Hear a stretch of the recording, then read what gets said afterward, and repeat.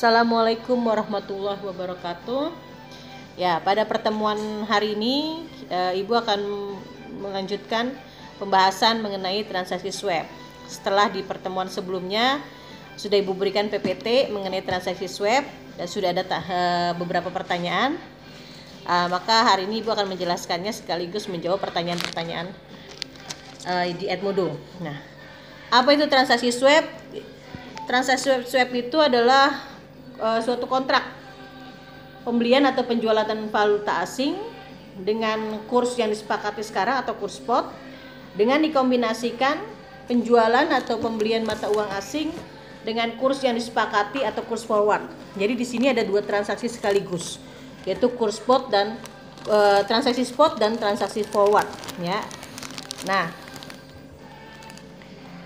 transaksi swap ini sama dengan spot dan forward seringkali dijadikan atau dimanfaatkan oleh beberapa spekulan atau investor untuk mengambil keuntungan akibat suku bunga yang tidak stabil atau kadang lebih tinggi bahkan lebih rendah, dan juga untuk dalam rangka hedging atau melindungi nilai, ya, terhadap pergerakan kurs falasnya ini. Oke, ini tadi sudah. Nah, di dalam transaksi swap ada dua tanggal, biasanya ada first leg of swap sebutannya, yaitu tanggal gadai, di mana tanggal transaksi jual atau beli valuta asing.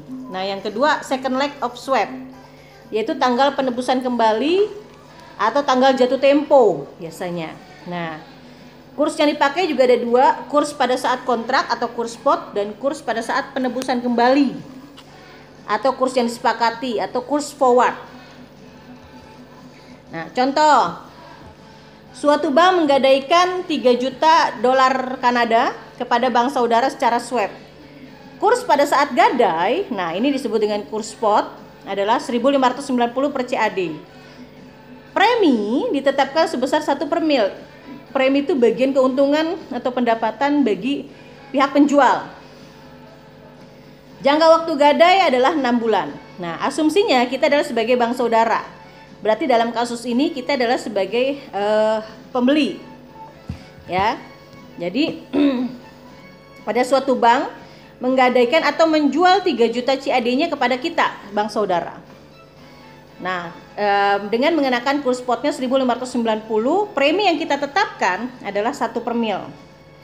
Nah, jurnalnya di bank kita adalah, di satu sisi kita akan mendapatkan giro falas berupa 3 juta CAD.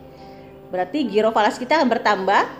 Nah, kreditnya RPV falas swap 3 juta.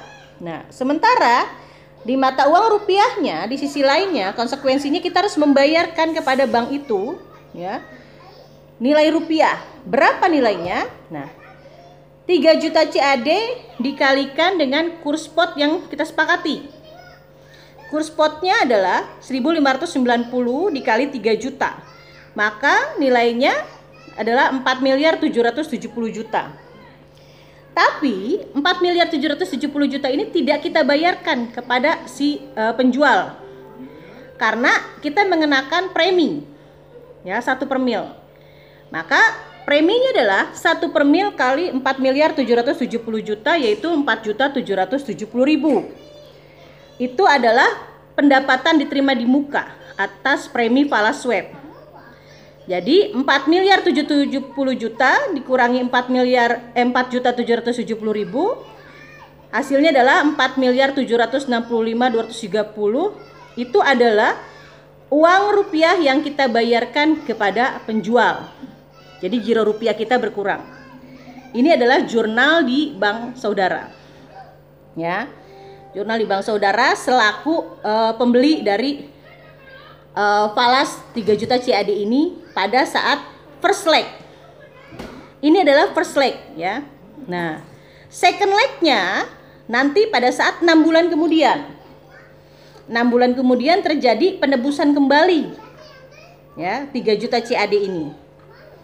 Nah, di sini ada yang namanya pendapatan diterima di muka atas premi falas swap. 4.770.000 ini adalah untuk 6 bulan, maka harus diamortisasi selama 6 bulan itu. Kita bagi 6 bulan, maka hasilnya adalah 795.000. Jadi setiap akhir bulan kita akan membuat jurnal amortisasi Pendapatan diterima di muka atas premi falas swap pada pendapatan premi swap. Ini setiap akhir bulan. Nah, pada saat second leg, tanggal jatuh tempo atau 6 bulan kemudian, penjualan falas CAD ditetapkan dengan menggunakan kurs pada tanggal jatuh tempo atau kurs yang disepakati atau kurs forward.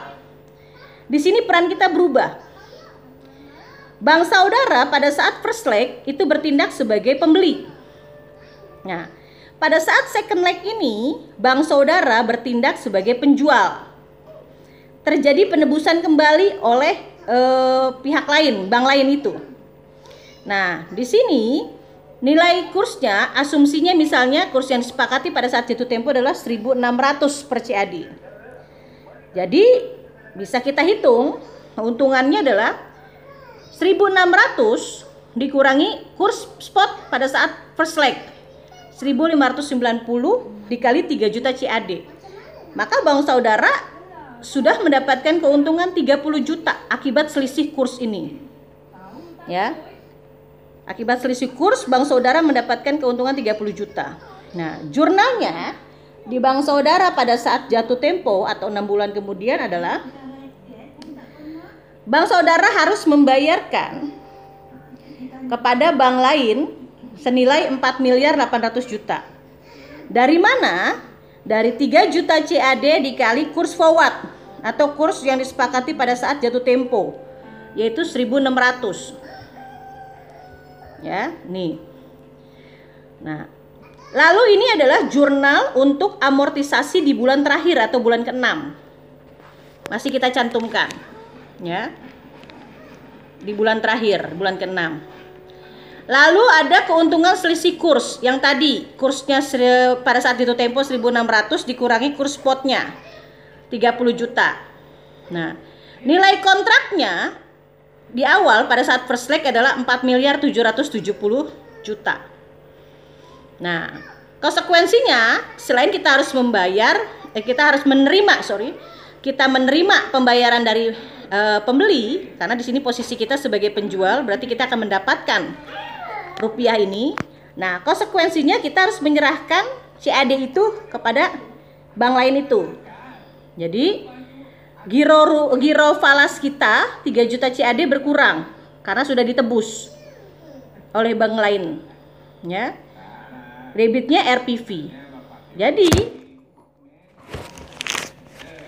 secara tidak langsung keuntungan yang diterima oleh bank saudara sebenarnya adalah ada 2. Keuntungan akibat selisih kurs 30 juta, ya.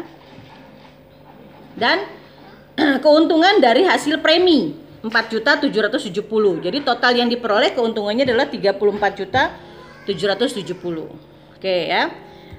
Kita lanjut. Nah, itu kalau transaksi swapnya ada premi. Sekarang asumsinya kalau swapnya tidak ada premi. Maka kalau tidak ada premi, maka tidak ada keuntungan dari hasil premi. Keuntungan hanya dari selisih kurs saja. Jurnalnya sama. Ya, pada saat first leg-nya ini tidak ada premi di sini. Premi diterima di muka tidak ada. Nah, pada saat second leg hanya ada keuntungan akibat selisih kurs yang 30 juta. Ya. Nah, keuntungan akibat preminya yang harus